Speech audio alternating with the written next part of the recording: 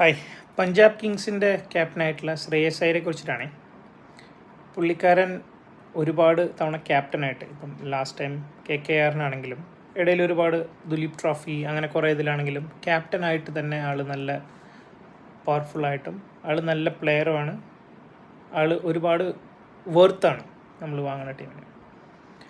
എന്തുകൊണ്ടോ അയാൾ ഇന്ത്യൻ ടീമിൽ ഇപ്പോഴും ഒരു സോസമാണ്. ആൾക്ക് ഉറപ്പില്ല.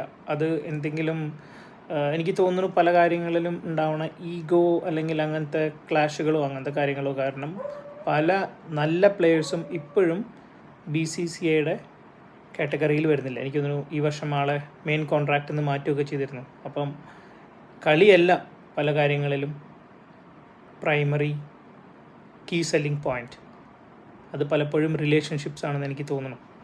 ഇപ്പം എനിക്ക് ഇതായിട്ട് കണക്ട് ചെയ്ത് തരുന്ന ഒരു ഇൻസിഡൻ്റ് എന്ന് പറയണത് കഴിഞ്ഞ വേൾഡ് കപ്പ് ഓസ്ട്രേലിയയോട് ഇന്ത്യ തോറ്റ വേൾഡ് കപ്പിൽ ഡ്രസ്സിങ് റൂമിലേക്ക് കളിക്കാരെ ആശ്വസിപ്പിക്കാൻ ചെന്ന മോഡിയുടെ അടുത്ത് പുള്ളിക്കാരൻ അത്ര നല്ലതായ രീതിയിലല്ല അന്ന് ബിഹേവ് ചെയ്തത്.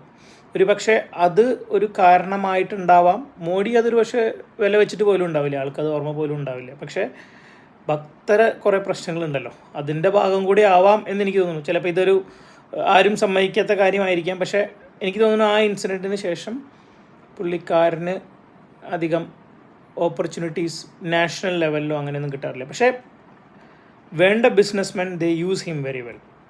KKR-ൽ യൂസ് ചെയ്തിരുന്നു. KKR കഴിഞ്ഞ പ്രാവശ്യം ചാമ്പ്യനായിരുന്നു. അത് ഇദ്ദേഹത്തിൻ്റെ മികവ് തന്നെയാണ്. ഇതിപ്പം പഞ്ചാബ് കിങ്സും ഒക്കെ ആൻഡ് സ്റ്റിൽ ഹീസ് കയ്യാലപ്പുറത്തിരിക്കുന്ന തേങ്ങയാണ് ഇന്ത്യൻ ടീമിൽ. Thank you.